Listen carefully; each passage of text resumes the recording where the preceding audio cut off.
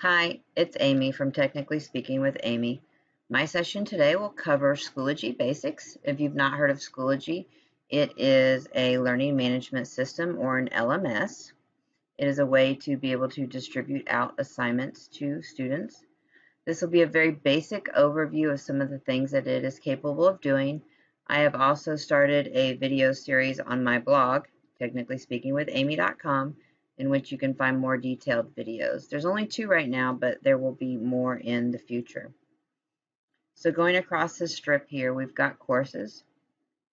If you've got um, the enterprise version of Schoology, which is the paid version, then you probably have your courses coming over from your student information system.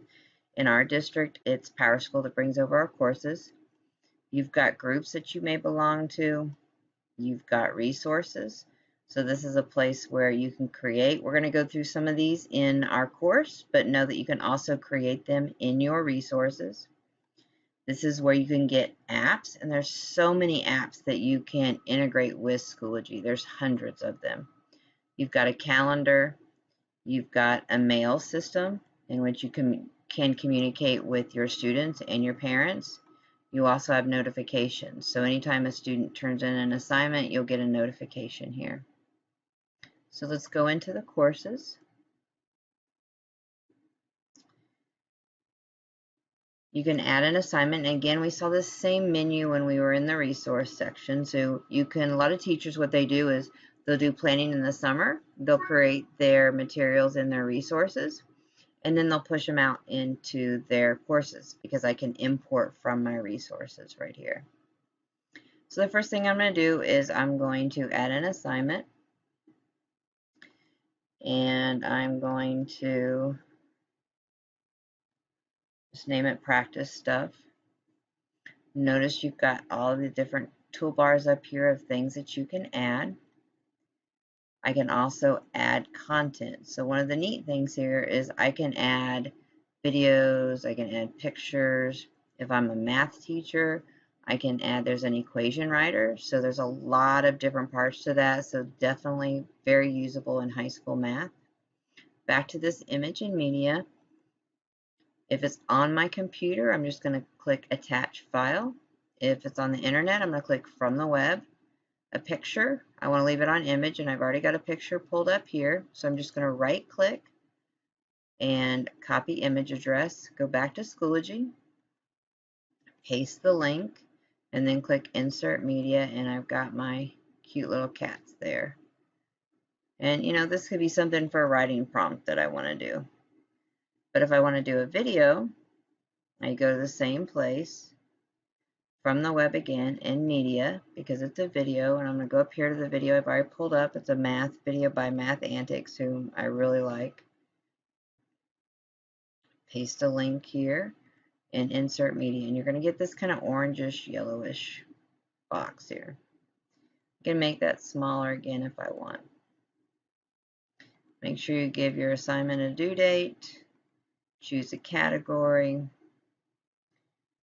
You don't need to worry about this. This is going to default to what your district says is your marking periods. Grading scale, most of the time you're going to use numeric, although you can choose to grade by a rubric. You can align your assignments by standards. These 3 dots allow you to individually assign something. So say you give a different assignment for your SPED and your ESL students. You could assign one version to your regular ed and another version to your ESL SPED students. This allows you to lock down the assignment. So say you've got a project that's due on Friday and you do not want them to turn in anything after midnight. It's a hard due date. So you can lock the assignment down and they can't turn it in after that. This, what happens here when this is in color, then there's a button that the students see that they know they have to turn in an assignment. So if you're not having them turn anything in, then you just want to click on it and it's going to turn to this grayscale and they don't see that button anymore.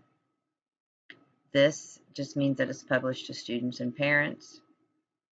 This shows a bar graph of the grade distribution, so how many A's, B's, C's, D's, and F's.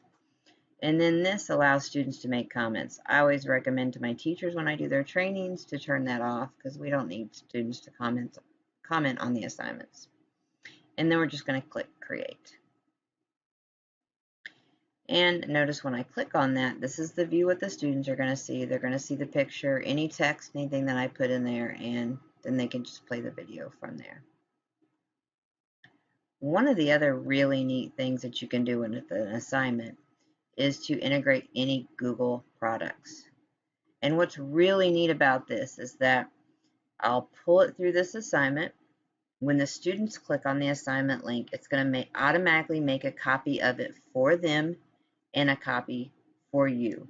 So their assignment actually ends up in their drive and in your drive. Same thing happens with the OneDrive assignment. So if I click on this,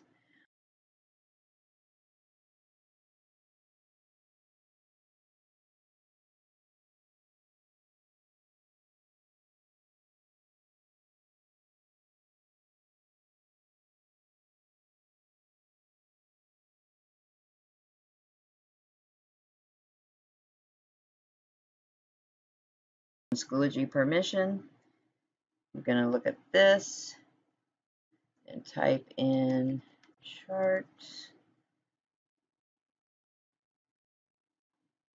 and attach it. And it's as easy as that. You're going to fill in the rest of this just like you would the other assignments. Click create.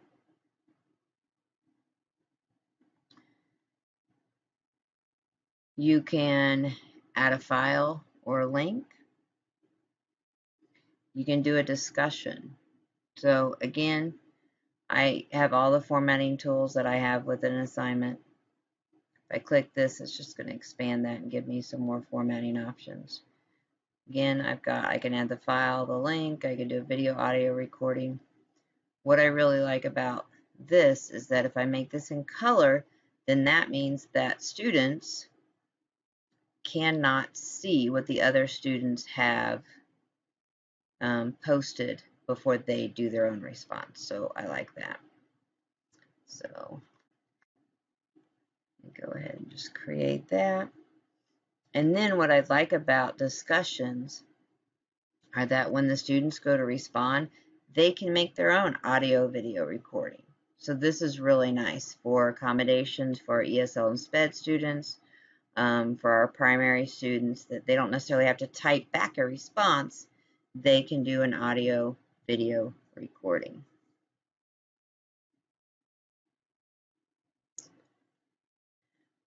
I can add a page. So what I really like with a page is that I'm going to go ahead and add this video link again.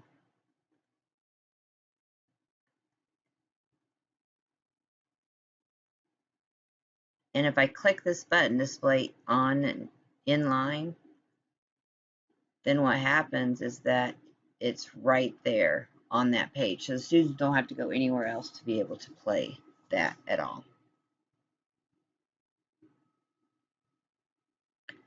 Some other things, you can add a media album. So maybe you went on a trip to ancient Rome and that's one of the things you teach in social studies. So you could upload the pictures that you took on your trip and the students can actually see what those places look like now. This is actually one of the things that I did with a group of my students when I was still in the classroom. And they, even though we could have found any of those pictures online, it meant more to them because I'd actually been there and I had taken those pictures. You also have a test, quiz, and assessment. So they're very similar, but the assessment is a much more interactive question type. Test quiz has your traditional one, but both of these systems, with most of the questions, the system will grade it for you, saving you time. You can also attach a standard to each of those questions, and it's going to track standard mastery for you. It's a really neat tool. So I have some assessments already in here that I just wanted to show you. This was an idea that I had for my teachers of doing station work in Schoology. So in the setup, just let me show you a few things. You can allow students to flag questions. You can allow them to eliminate choices for multiple choice. For those that allow a calculator, you can give them a calculator. You've got 2 different types. You can do rulers. You can do a protractor. And this is really neat. You can allow text to speech. So when you turn this on, the system will actually read the test questions out for the students. When I was teaching, I used to have to wait for my ESL teacher or assistant or the SPED teacher or assistant to come in, pull the students out to be able to read the test to them. Now, students just have to put on a pair of headphones and they can get it read to them right there with everybody else. You can even highlight text. So these are at the test level. Now, I've got different questions. These are all the different question types that there are. Really a lot to choose from. When I grade it, I can grade it by question or by student. There's live progress that I can see, what question are they on? How many questions have they completed? How much time have they spent? Even one of the choices is how many have they flagged for review? So I just wanted to preview this so that you could see a few things that you could do with this for station work. So this happens to be a task card that I created, and I just took a screenshot of it and then uploaded it into it. And so it's one of those that's a fill in the blank. But this next one, I've done a drag and drop. So they're going to use this and then drag and drop their answer. And the system's going to grade it for me. So this, again, it's just a task card. I took a screenshot of it and uploaded it in here. And then I put the box in there and then put different answer choices for them to choose from. This is one where the students can write on it. It's so cool because it takes a video screenshot of everything that they do. So when you're going back over the answers that your students wrote, it plays the video of everything that they did in here. And now this, remember when I showed that you could do the protractor, the ruler at the test level, you can also do it at the question level. So for this one, again, it was another task card. They can bring in the protractor, move it around so it fits, and then they can type in their answer. We also have a ruler. Bring that in. Again, I just put a piece of clip art in there, and then they can put their answer. And then this is another one that's a drag and drop. They can choose what answers that they want for that. So it's a really neat tool. I'll definitely be doing a much longer video on different things that you can do with assessments. Going down this left side, you've got updates. And again, you've got the tools that you had before. You can insert links, symbols, equations. Here you can do your files, your links, something from your resource. You can do an audio video recording. And here you can also do a poll.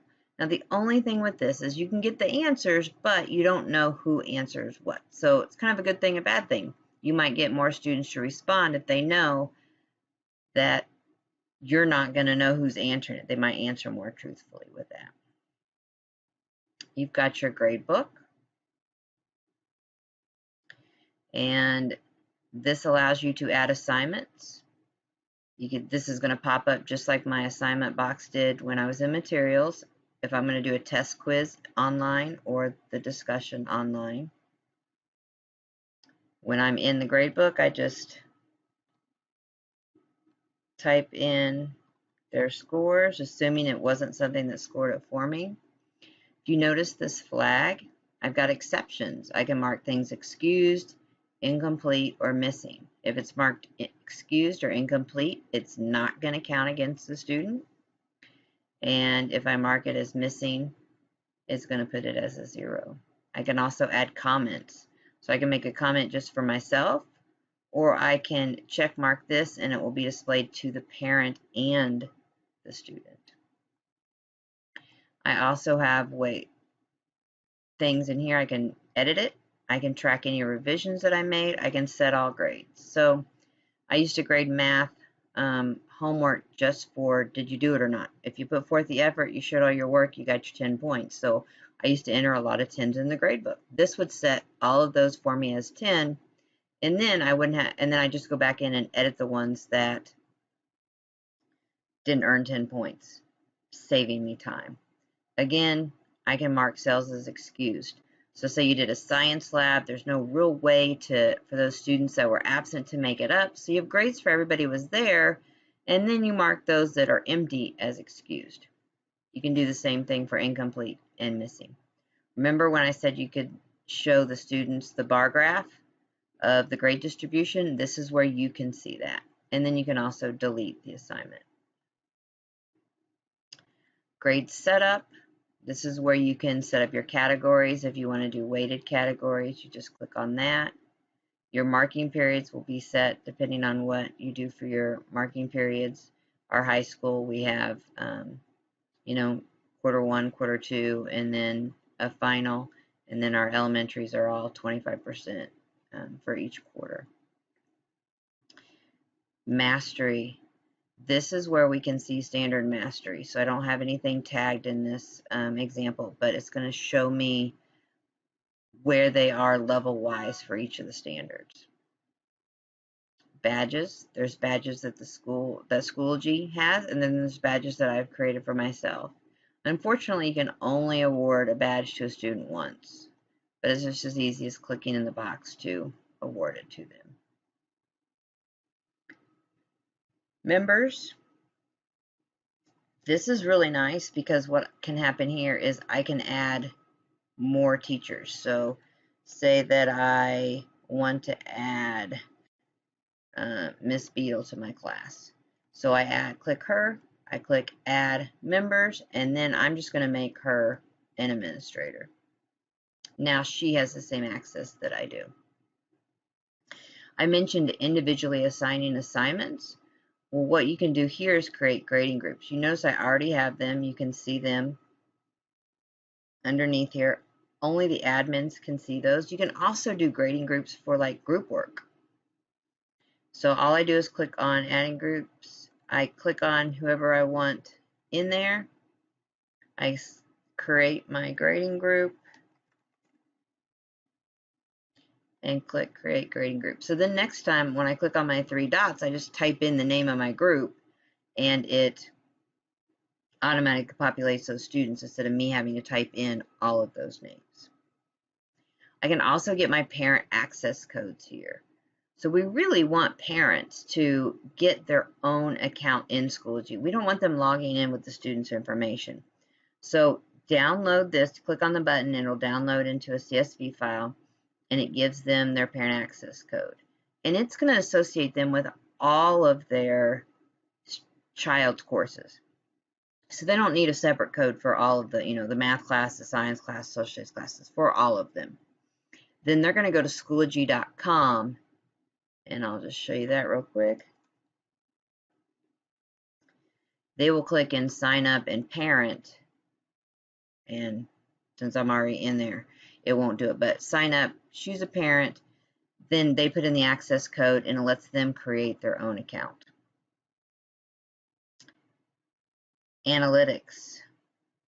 This is going to show me when is the last time that my student accessed Schoology, and then when is the last time that they actually accessed any of the materials that are in my course. Then we also have workload planning. And this is going to show me how many assignments my students have due on any given day. So this is particularly useful for high school or middle school when they don't have the same teacher all day. You can see how many assignments those students have due each day.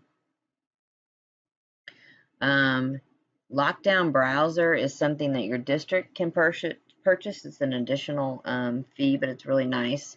It works with any test, quiz, or assessment.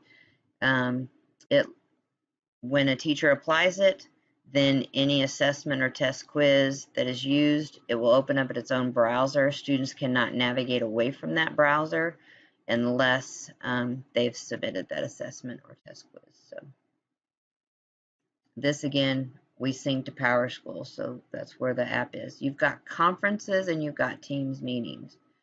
So conferences is really nice. So particularly with our distance learning,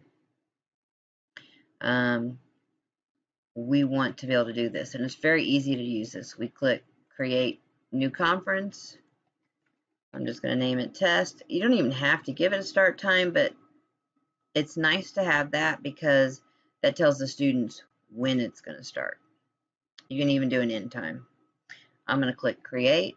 When it's time for me to start it, I'm going to click start conference. Students are going to go that same place, but when you have to have started the conference before this link becomes live for them. So they cannot join it before you have started it. And then if your district uses Microsoft, then you can also import Teams. So that's also a neat tool that you can use. And that's everything in a course, which is a lot that you can do within a course. I'm going to go back to resources here. Oh, one more thing I forgot. If I click on course options, this is huge here. Send a message. This allows me to send a message to everyone in my course. You don't have to send them individual emails. Okay, on to resources. Schoology has public resources. So if I click on my own resources here, this is going to take me to my resources, anything that I have saved in here. But if I click on public, it's going to take me to the thousands and thousands of resources that are available in Schoology, that Schoology teachers that use Schoology have pushed out. They're free for you to use. You just have to click on this. It will add it to your resources, and then you can push it out to your students, and you can edit it once it's there. So it's a really neat tool. So that's all I have for right now. Again, I am creating more videos, and they are on my blog, which can be found at technicallyspeakingwithamy.com. I hope that you found this video useful. I am the Schoology trainer for my district as well as a Schoology ambassador, so please feel free to reach out to me. I am happy to answer any questions that I can on Schoology. It is really a wonderful tool to be able to use with your students. Have a great day. Bye.